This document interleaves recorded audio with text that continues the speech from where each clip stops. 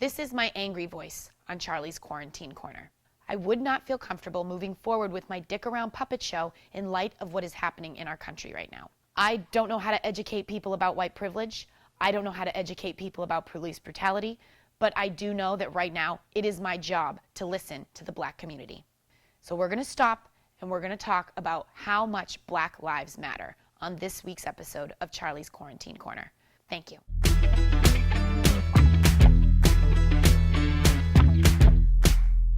Please sign your name on the dotted line. Hi, this is Charlie Smith, and this week we are talking about how much Black lives matter. And my guest today is Taeshawn Mckinney, who was an awesome speaker and did such a great job this weekend at the Vigil in Chelmsford. Taeshawn, how are you today? I'm doing good today. How are you? I'm well, thanks. Thank you so much for being here. You're a senior at Chelmsford High? I will be going to a senior next year. Oh my gosh, okay. I was gonna say for a senior in high school, you are very articulate, but just as a kid, you are really articulate. I guess my first thing I want to ask you is, how did it feel? Like, how did it just feel to get up and say your piece in front of the Chelmsford community? Nervous at first, because I didn't realize how much people was going to be there until I kind of like got up there. And I realized, and I saw how much people was there, and then it felt good to let people know how much this means to the community. Your dance was awesome. Did you make that for this event, or did you have that dance like already prepared for another event? Yes and no. So the first half of the dance was like, that was kind of prepared for a different event, a Jimmy Fun event we was going to dance for. And then the like last two set was, we made that up like kind of before the event. It was really awesome. You clearly are very talented. And was your dance part that was Scary Terry? Is that his name? So it's kind of funny. So his name's Terry. He's my brother. And at our school, he played football. And I guess like he got the nickname Scary Terry because he always looked so scary during football. So they call him Scary Terry. So then he kind of took that into his dance name. And yeah, that's his performance name, Scary Terry. Does your brother go to Chelmsford High as well? Yes, we're twins actually. Oh, cool. Oh, that's awesome. Is there anything else that you want to say? I mean, I like what we're doing now. We're kind of getting our voices out there. Letting everyone know that what's going on in the world is not okay, that we can change what's going on and give people justice, like George Floyd, Ahmaud Arbery, Breonna Taylor, all those individuals that was murdered by racial law enforcement can't get the justice that they deserve. We need to see each other as one. Don't do it violently, no riots, no looting, because that kind of, if we're looting and doing rioting, then that kind of helps the police that's out there prove a point saying, see, this is why we're doing what we're doing. If we're doing peacefully, then they see, okay, maybe we should listen to what they're saying and take a stand on what's right instead of what's wrong. Well, thank you so much for being brave and speaking out. I'm really glad that my kids in Chelmsford School are following after you and following community leaders like yourself and Emma Walsh and your brother Terry. And I just really appreciate you being patient enough to try to help people understand that there's a problem and we really need to come together.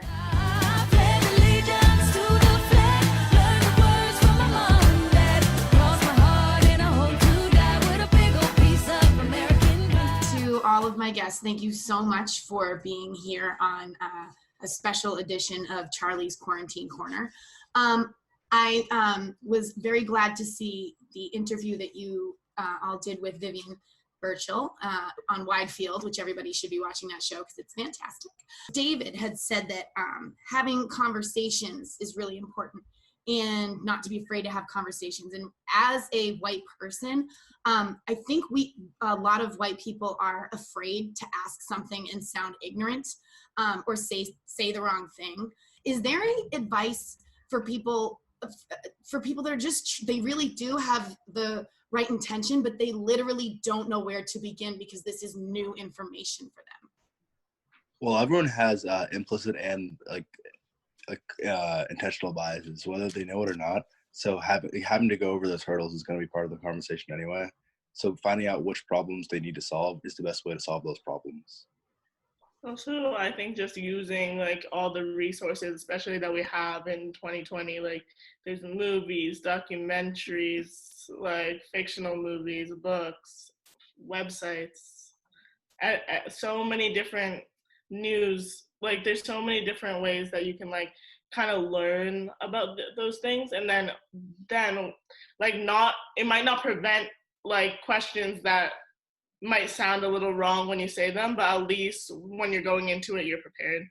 Yeah, and also talk to someone that like you're actually friends with, because like they'll like if you know one of your friends, like you can tell when someone's being genuine or not. So like if you're having a conversation with someone that like you know, it'll like it's pretty clear when you're just trying to learn, because like it's okay to make mistakes, especially, but like just be open to understanding that you've made a mistake and like actually change it going forward. I would also say even some of us Black people don't know everything about what's going on. Even some of us Black people are also educating ourselves on these topics and stuff like that. So I feel like just don't always expect a forward answer or like a very like straightforward answer. Kind of be like, we're also kind of educating ourselves too at the same time. So sometimes you might not always get a direct answer, or someone might say, oh, I'm also trying to understand that too. So I can't quite give you a direct answer. Yeah, honestly, I would just say educate yourself to the best of your ability. And like David said, like those conversations, those hurdles in the conversation are inevitable. So you just have to be prepared and just know it's fine. It's part of the conversation. And also to just realize the privilege of getting to learn about it versus having to experience it. I think just like putting yourself in the position that like being sensitive a little bit to the situation, like talking about it with care and like compassion, and the way you talk about it is really important, rather than asking in a way that might like phrase the question in a way that's like you're trying to learn rather than you're trying to, oh, I think this. And then it's like, well, that's wrong. And you have to correct them rather than asking, you can ask. Yeah, I think it's all about in your intention to learn. Like if you come to the conversation trying to tell that person of color how they should be behaving or approaching kind of movement, then your intentions are wrong from the start. I think you just have to be honest and genuine from the start. And if you're scared, tell that person, because they'll appreciate that you're actually wanting to reach out to them. And no thing that's scary isn't worth doing. So I would definitely say that one thing when you're having a conversation is most of the time when you have a conversation with a Black person, they're speaking from experience. So to tell them that they're wrong in any way, you're wrong. Like, you are wrong because I would agree with that. I like that. Haven't experienced it. So I would just be like, as everyone said, just be open-minded. And even if it's something you've never heard of, it's probably happens because they're speaking from what they feel, what they've experienced. And if you put in perspective, like if you don't know anything about Star Wars, you wouldn't go into a movie theater full of Star Wars people and be like, actually, this is what happened in the movie, because you have no idea. So that's why in that situation, like you shouldn't come in. I just feel like it's so awesome that you guys are really aware of the other side, and at the same time it must be so frustrating that I even have to say to you, like, for people who didn't know this, like, this has been out there, so I'm sure that's very frustrating. I want to touch on the fact that Boston is racist. I think it is very, very true that people around here just wouldn't believe that. I guess I just want to know what's a little bit that you guys could shed light on that for people that really just have had their head in the sand and didn't know that. I would definitely say that Boston's racism is definitely more subtle rather than blatant in the South. And I've noticed my sister was recently trying to get an apartment that she can live on like while she's going to school on her campus. And I noticed a lot of realtors would take us to neighborhoods that just weren't nice at all. And they're like, oh yeah, this might be in your price range. Meanwhile, like they don't even know our price range. They just assume that. So I just noticed that. And I just felt like it just was not right at all.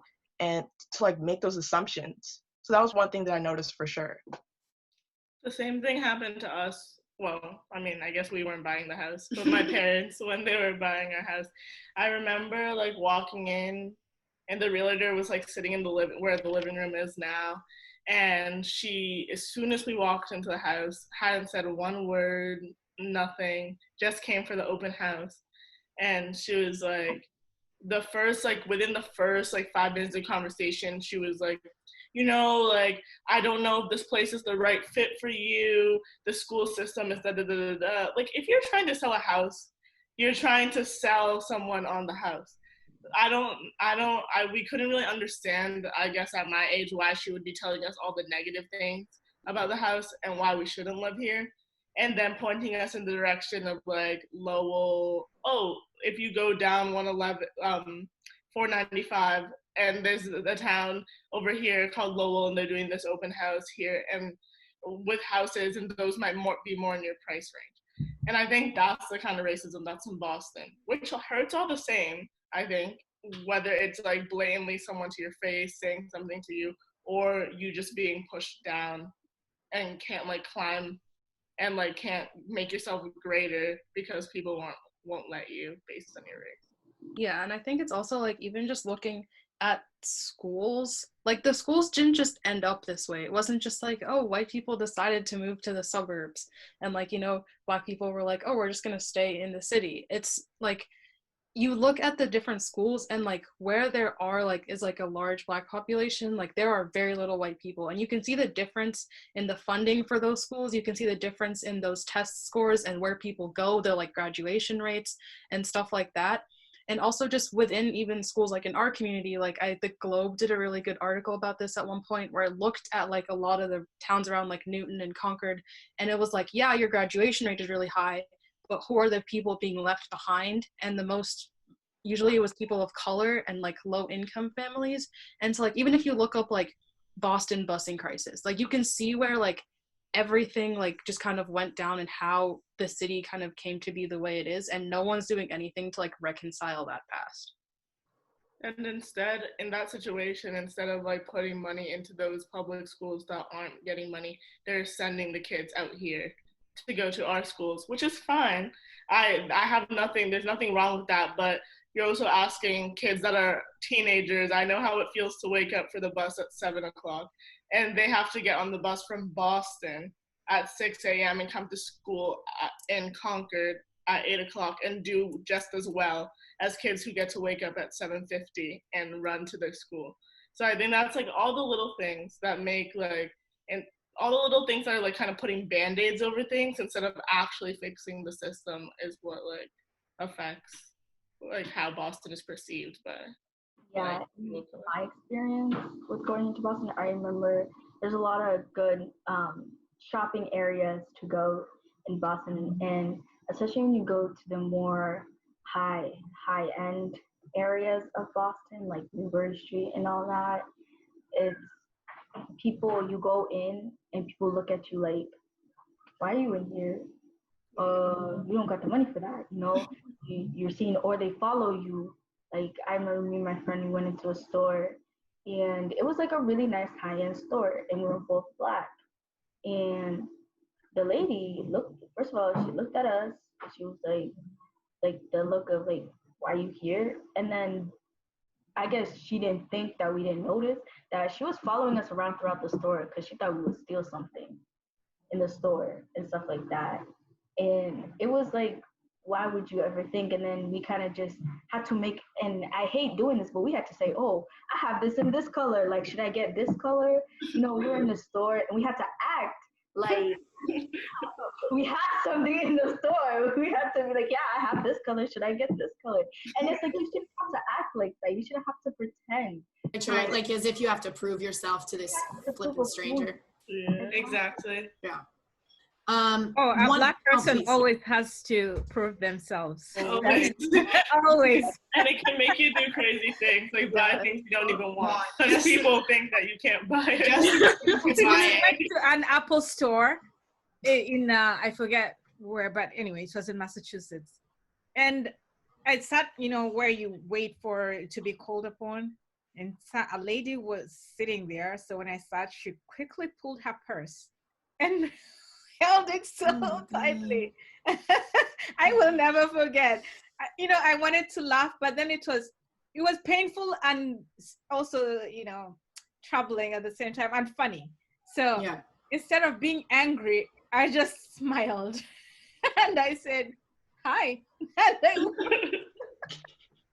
Like I said, I was a very sheltered person, and as an adult, I moved to Los Angeles. I've lived in a lot of cities now, and I didn't really feel embraced as a person until I started opening up. And I'm not sure which one of you said, but you're basically saying, like, if you're in a room with a bunch of people and people are turning on you, the Black person is going to be the one to have your back. And that is true. I mean, that is absolutely true for me. And what's really bothering me right now with white people is, you guys touched on it perfectly, is performative activism. And there is one person left in my life that I ritually have to explain white privilege to. And I try to stay patient because she stays pretty respectful. And she put up a black square the other day. And I just didn't know how to make peace with that, because the conversations that she and I have in private, I know she wouldn't say the same things publicly. So how can we combat performative activism without trying to say, like, you're like, stop talking about it? Like, I don't want to call her out because she's finally like seems to get it, but at the same time, like, how much could she really get it? Does anybody have any advice for me, I guess? Be patient with them. I'm trying. I'm sure you guys feel like it's very hard because, as you said, you don't want to tell people not to talk about these things, but the thing is, your social media just in general should reflect the things that you really think and you really believe. And I think that just calling those people out for what they are and what they're doing, like, that's kind of like a snap back to reality for them. And even though what they're putting on social media is what we want them to believe, sometimes it's better for them to just be honest and stop faking it. And that's a big thing, I think, and I'm sure we all struggled with this, with like people who you thought were a certain way, and then during all this happening, the opposite is just like, oh, now you're quiet. Like, you're the one who's like telling me how much you love Black culture. You're doing this to your hair. You're doing this. You're participating in this type of these aspects of Black culture. But then when it comes time to actually defend it, they're nowhere to be found. And I think it's a tough time in both ways, because like, you see the people who you're fake. We know you're fake. Other people don't really know that you're faking this right now, but we know you are. And then there's also the people who you're like, wow, I thought you were someone else. You weren't. And I think it's just patience and just like separating. I separated myself from a lot of people just because I knew that it would make me happier in the long run. But I don't know. That's what I just wanted to add, not to add, but to say something about that. As it's an observation, some people really do want to be allies, but many are in families, are part of families that are divided. They are in different parts of the spectrum. And so someone is pressed between a hard rock and what do you call it? I forget the phrase. Rock in a hard place. Rock in a hard place. Yes. So the person at their heart are empathetic with the struggle, but their family is really maybe anti whatever is going on. So we're making some of these people choose between family and us. And sometimes that is a hard call to make. And then, so you find some people are living double lives, and not reconciling their feelings with what's happening with family. That's why there's this conversation, I guess. It's also our job to try and understand, I believe, some of these people. Instead of being too quick to judge, try to dig deeper and see what are these people lacking. Maybe they're lacking a support system, because I have learned even the allies need that support system. Because if they're going against a huge load of, a big force, then they need support to fall back. Otherwise, if they crash, then there's no one to pick them up. So as we're thinking through all these performative activism, we should, I think it will be important for us to also think about how we can provide support to people who were not originally walking this path and are trying to find their voice or their purpose on this journey, but are facing different other odds. Yeah, I think that obviously a lot of people say like the most important conversations start at your dinner table. So like I feel like you should talk to your family, but like if it's an actual toxic environment or like you will be at harm, like you will be harmed physically or emotionally, like for those conversations, like that is like not your, like don't put yourself in danger because you just have to live with these people. But like continue to have those conversations like outside of it and like be the person and influence like the younger members of your family, because like if you have like a younger sibling or like cousins and stuff, you want that like the issue to stop with the older generation. You don't want it to just like continue to trickle down. So I feel like still have those conversations. And like performance activism, the problem is mostly people that like are posting things and aren't backing up what they're saying. Like obviously if I see someone and they haven't said anything or like I don't know their opinion on it, like sometimes even just texting someone and being like hi, what's like, what have you been doing like at this time and everything. And sometimes you'll learn like I don't know what to post, but I've been reading and talking to people in my family and like other things. So you find that like a lot of times people are doing things in different ways. So a lot of problems are performance activism is also coming from the pressure of people being like social media is the only way to be an activist. Some of the most like important and like pivotal activism is happening like outside of people's like phones and things like that, because it's like obviously like the biggest part of a movement especially is like voting. I don't care if you post on your story if you have the ability to vote and you're not leaving your house. And like especially if you have a toxic family, like your family doesn't know how you're going to vote, so you go and do what you can, but like just don't, make sure that you're in like a safe place and you have like people and you can tell people like I need someone to fall back on. I also think more times than not, though, that isn't the case, that people are doing it because of like a family thing at home. I think sometimes, and I think around our grade, it's like what's in trend. And I know someone brought that up. Because when this first started, no one was posting. It was only a couple of people posting because that wasn't what the cool thing to do was yet. People were like still a little bit, if I post this, like there was still a little bit iffy of how it was going to be perceived. But then all the people who, more people started posting, and then people were like, oh, okay, if I do this, then I'm like, okay, I'm good. Like I did my part, I'm good. Like I am with the trend. So I think that's the biggest problem with it sometimes, because I'm like, well, and I think that's why things like this are important too, because I guess if I was a high school student watching this, it's cool to see other students' voices being important in a way other than just social media.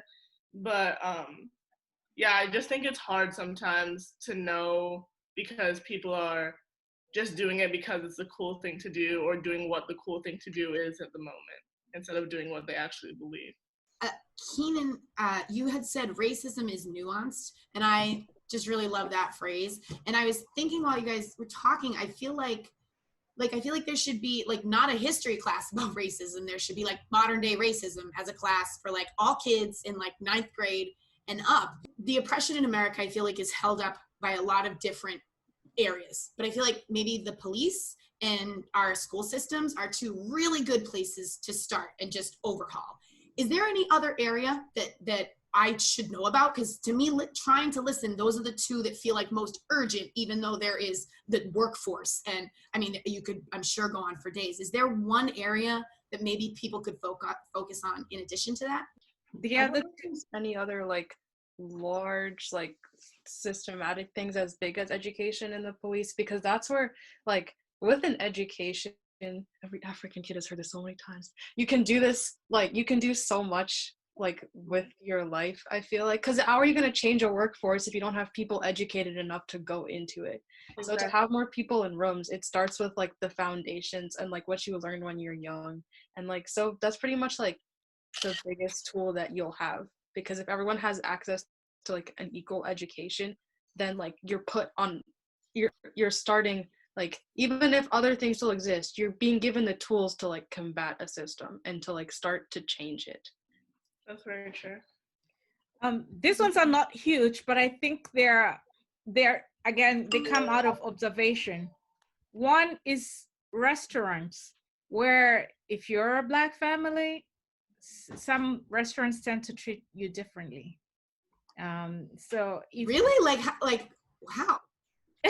I've never heard that. I feel like I try to have so many conversations, but they're all usually like really heavy, like, you know, police or like your teachers and stuff, but like the waiters. I will let some of you who have probably experienced it expound on that. Yeah, but I used to work in the restaurant industry for a while, and I can 100% attest to that. Like, if you are a Black family coming into a restaurant, I've seen waiters treat those families differently. And typically what they expect a Black family not to tip well, so they give them bad service, and that perpetuates that stereotype even further. So yeah, totally, like, it's in every industry. Also working in the restaurant industry or whatever, I hosted for a little, and I was trying to find a waitress job, and I came in with my box braids. I had them long at the time, and the lady was like, oh, kind of beating around the bush and like, are you gonna have your hair like that when you start working? And I was like, I'm not working here anymore. but like stuff like that, like the little things that like they wouldn't ask a white girl if she went to Bahamas and got her hair braided in little cornrows. They wouldn't ask her to take them out. They would say, oh, that's really cool, you went to the Bahamas and got your hair braided. But when someone else comes in with the hair, it's ghetto or unprofessional.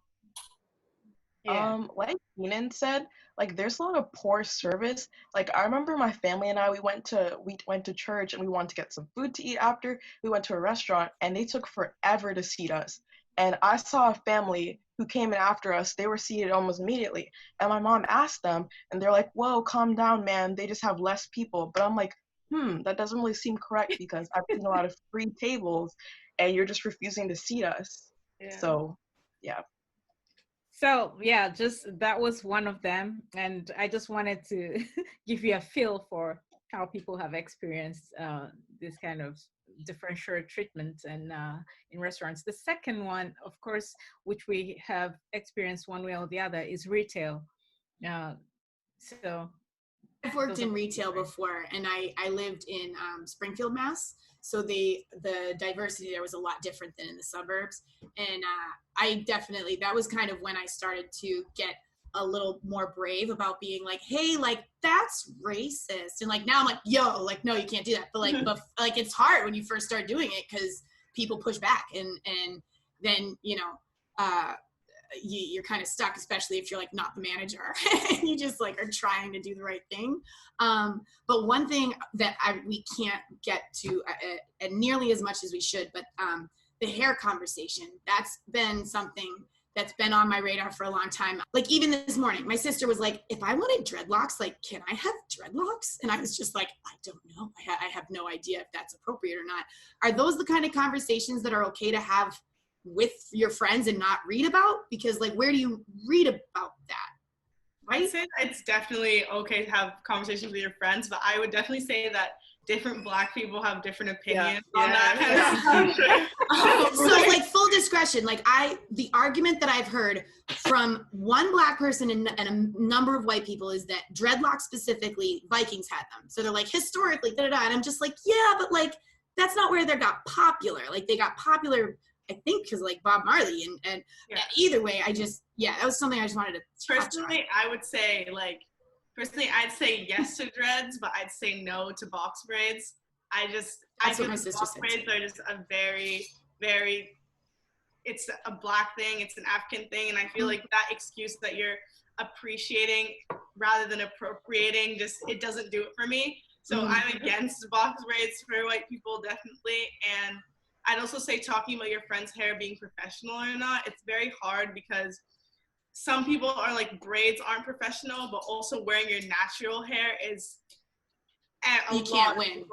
You can't win. A lot of people would say that's not professional either. So it puts you in a position where a lot of Black girls grow up either relaxing their hair to get the texture of white hair or the look of white hair, or wearing weave-ons to have the look of white hair. So that's another issue. And also with like, sometimes when Black people tell you not to do something with your hair, it's because your hair is not actually For made you, to we're do helping.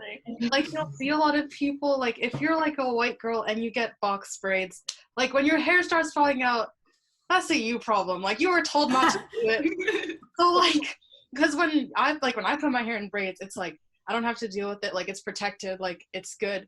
Because like that's how, like, it's a style that's like made to protect my hair. But like sometimes, like, when you're being told not to do something, it's not only just like, hey, like, don't do that. First of all, it's a black thing, so you really shouldn't do it in the first place. But like, it's actually just not made for your hair, or like it's not made for you, which isn't like it's just like a fact. So it's not even like, I find a lot of them go into it like not like educated about it also, because I've had people come up to me being like, oh my god, I love your dreads, I want to get dreads in my hair, and I want to look at them and like things going through my head that I probably shouldn't think about doing to them, because I'm like, bro, it's not even dreads, it's box braids, and you want it and you have no idea what it even is. And or when I have cornrows, like they don't, like I want those but they can't like they, I don't know. I think if you're gonna want a hairstyle, you should kind of know, like, you can like it, and I appreciate if you appreciate it, but even if you're gonna ask someone like, oh, is it cool if I get box braids, like, I mean, is it cool if I get box braids? Like, at least use the terminology instead of calling them dreads. Or definitely, like, the white community has started to call cornrows boxer braids, because boxers are known for wearing cornrows. And the mere fact that they've been renamed to boxer braids really says something about. So they're called cornrows, and boxers started, like female boxers? Yeah, wear them a lot. Yeah. Oh, I didn't know that. Learn something new every day. Also people will treat you differently based on how your hair is too. True that. I don't know. I'm very fortunate to work as a receptionist at a hair salon. So my hair, I'm not going to say my hair does not matter what it looks like, but they're a little bit more lenient in my hair and the style of my hair.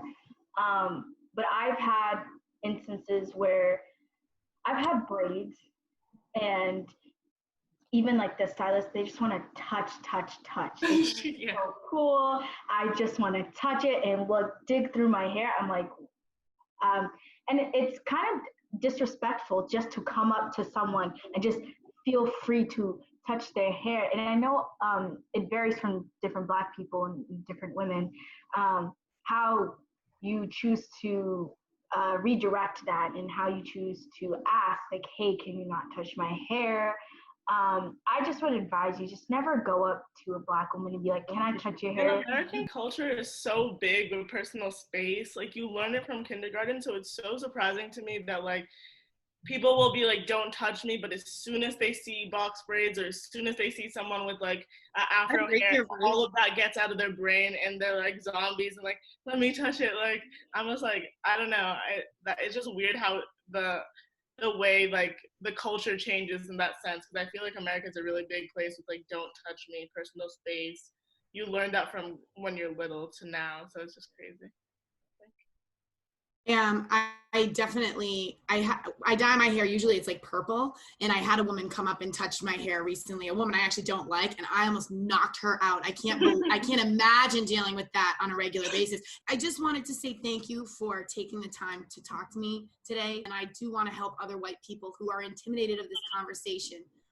So just thank you so much to all of you. Thanks, Charlie. Yeah, of course. Thank you. Thank you.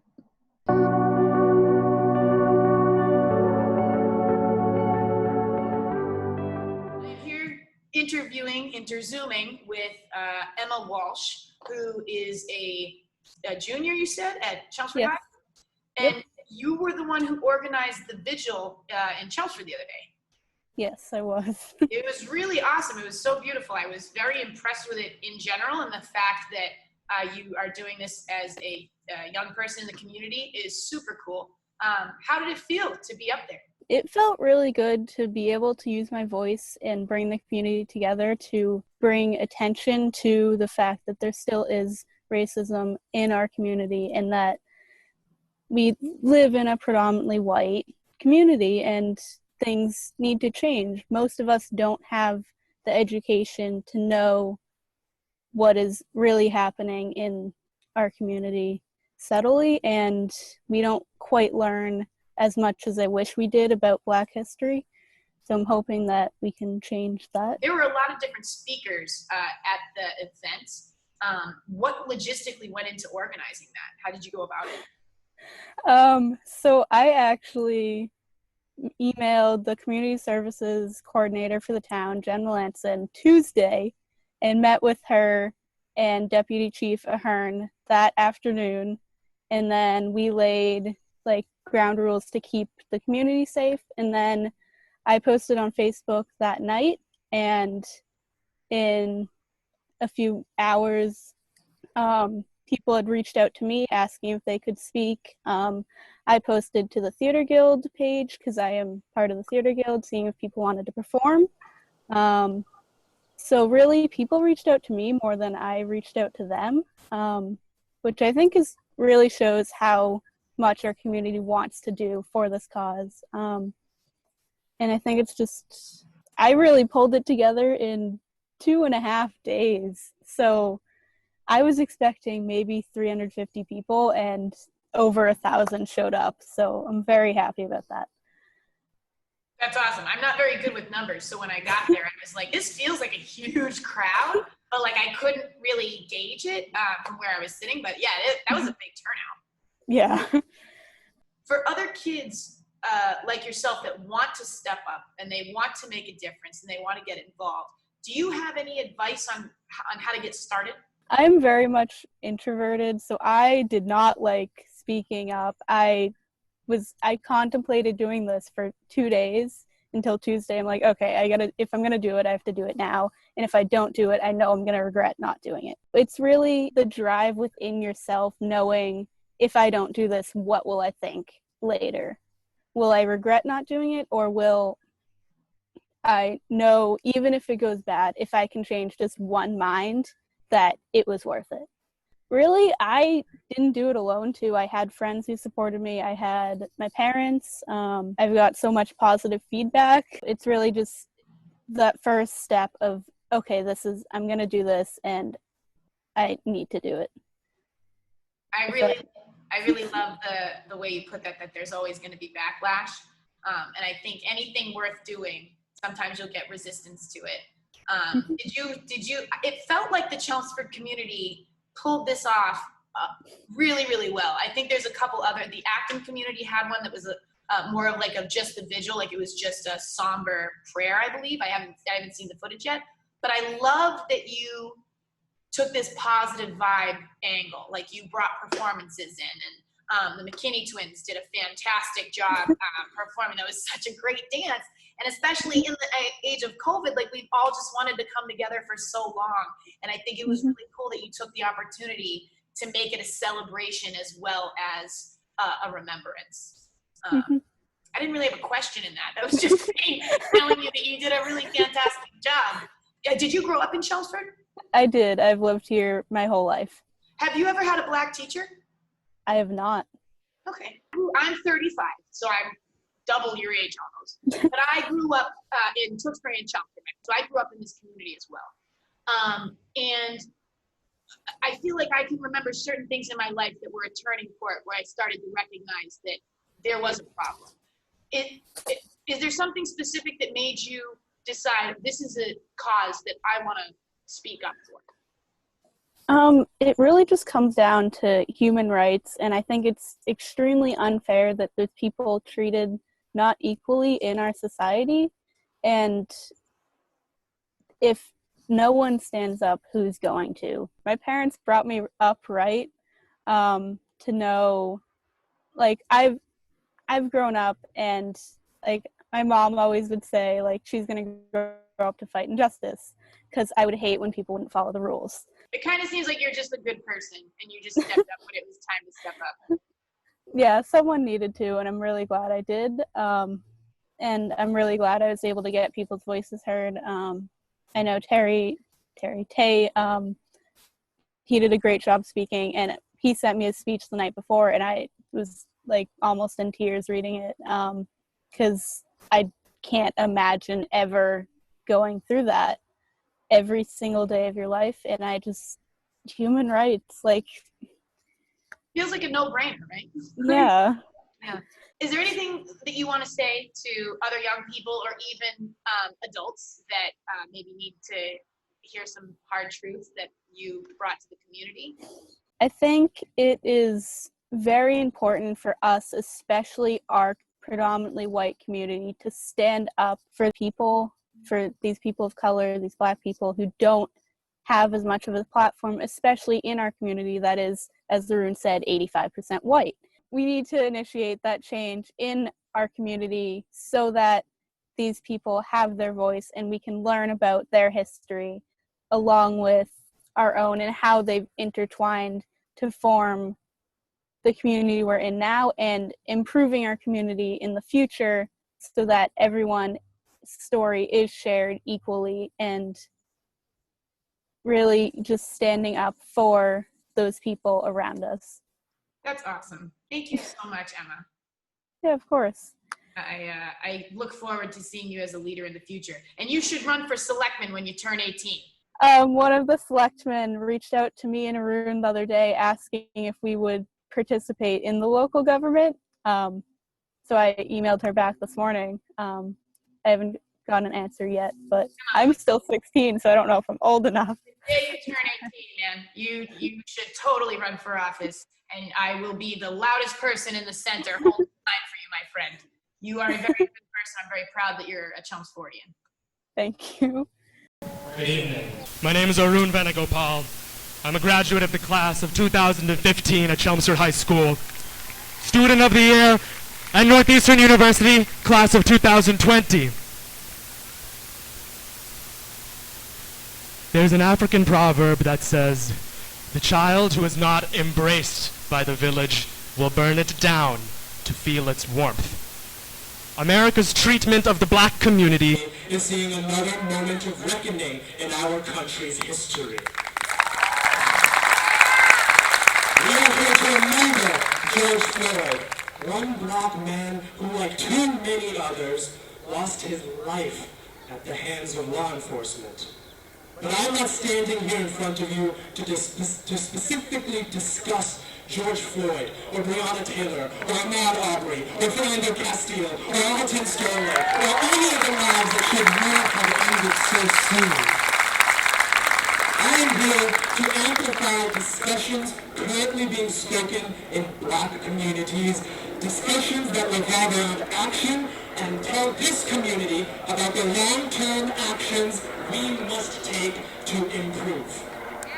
One of the best analogies that I ever heard about racism came from Dr. Beverly Daniel Tatum in her book and the accompanying interview, "Why Are All the Black Kids Sitting Together in the Cafeteria?" There's active racism, passive racism, and anti-racism. The cycle of systematic racism, as it has evolved from the slave trade to Jim Crow to the war on drugs to mass incarceration, it can be related to a moving walkway at an airport. The airport walkway moves forward without any effort from us, just as our institutions cyclically and repeatedly dehumanize people of color in our country.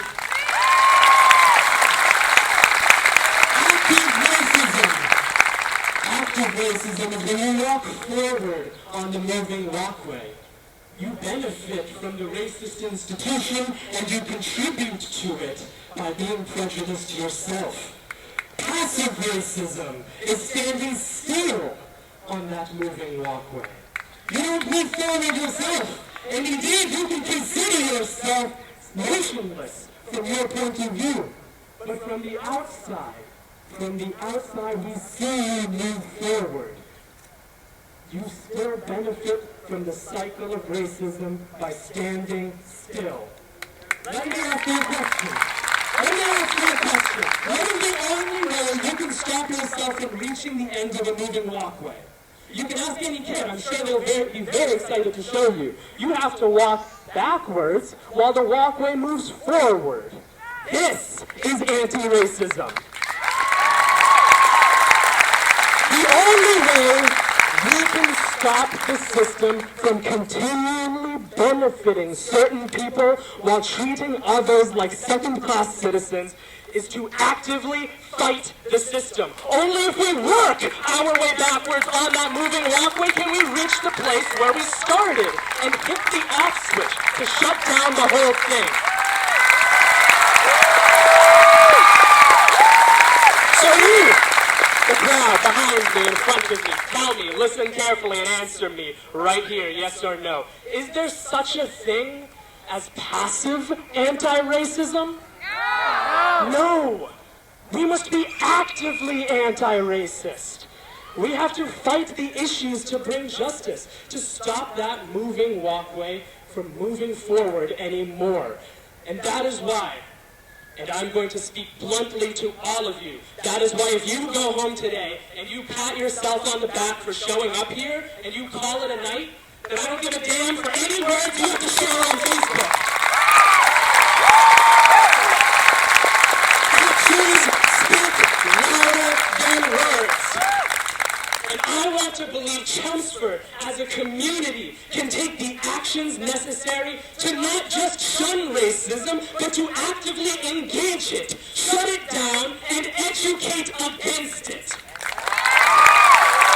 We must show our commitment to Black lives through habitual actions. We must set an example to the majority white communities around us. We must work so hard that any Black individual viewing our community from the outside sees us walking backwards on that moving walkway, sees us taking anti-racist measures, and sees our pride. I'm not talking about Chelmsford pride, I'm talking that public school motto that they drill into us. Perseverance, respect, integrity, dedication, empathy. We must dedicate ourselves to respecting and celebrating Black lives on a systematic level. We must empathize with our Black neighbors, old and new, and create space for them in our hearts and community. And we must persevere to make sure our town's administration is fair to all, regardless of skin tone, that its integrity cannot be questioned. We, meaning you and me, must go above and beyond to show that Chelmsford acts like a leader when it comes to racial issues. We aren't just not racist, we are actively anti-racist. We do not ignore a person's color, but we acknowledge it, we embrace it, and we learn how their lived experiences are different than our own. Change starts at home. Chelmsford is my home. Chelmsford is our home. I now call upon you, the people of Chelmsford, to show us, to show the world, the meaning of actions speak louder than words. And I call upon all of you in demanding these 4 systematic changes in our community. First, change starts with the youth. Chelmsford Public Schools must require all classrooms to include text written by Black authors, research, and writers by the start of the 50% of all English and history curriculum must utilize texts from Black authors and historians. We cannot shut their voices out of their picture. Next, the town must hire a diverse, independent group to investigate all of CPS's current curricula, school assembly speaker staff hiring practices, school discipline records, to determine more culturally responsive approaches to all issues regarding race and politics. Third, the town must hire a diverse, majority Black independent group or organization of people to conduct mandatory yearly racial bias training with Chelmsford's Board of Selectmen, Town Manager's Office, Police Department, Social Public Schools Administration, faculty, and staff. And we must hold our leaders accountable for failing to successfully complete training. Finally, you can ignore that, right? Thank you. Finally, the town must, in conjunction with an advising committee comprised of people of color, create the position of an independent anti-racism auditor, the first of its kind in Middlesex County. The town must hire a Black individual to monitor and and report on any and all racially biased statements or actions from police officers, CPS staff, Chelmsford students, and residents at large, and advise our town and school leaders on appropriate responses. These are not outrageous demands. These are not outrageous, but they require action to become reality. They require your actions to become reality. And I am willing, as I'm sure many here are, to hold a town hall with leaders where we discuss possible methods of implementing these reforms. If you are like me, and you believe that the voices of Black people have been drowned out for too long, then you must begin advocating to hear their voices in our schools, our governmental institutions, and in our leaders. Because we're not a Black community, and I'm going to be blunt with you again. We're not even diverse. We're 85% white. But maybe, just maybe, if we believe in our power to demand change, starting on a small scale, then we can start changing our reality right here at home. Chelmsford should want to strive to become a place where white and Black and Asian and all races of people want to live. A place that stands as a shining example of a 21st century anti-racist town that shuns racism in all forms actively. A place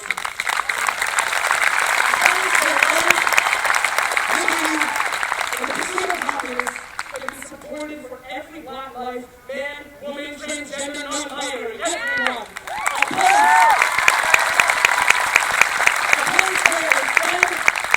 A place where we retort all lives matter, we learn and we express all lives cannot matter until Black lives matter.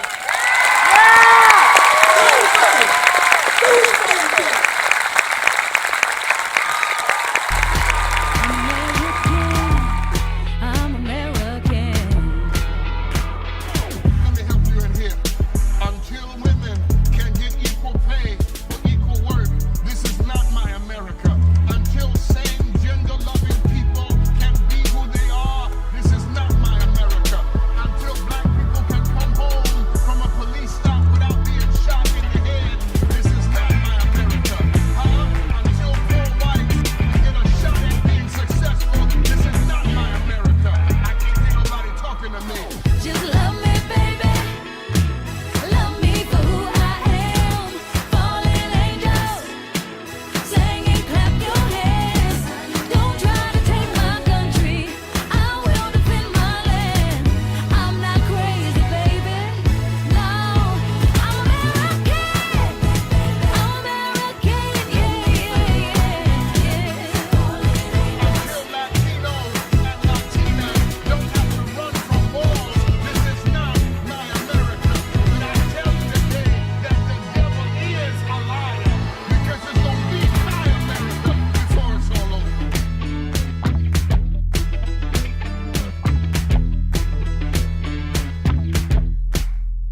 Please sign your name on the dotted line.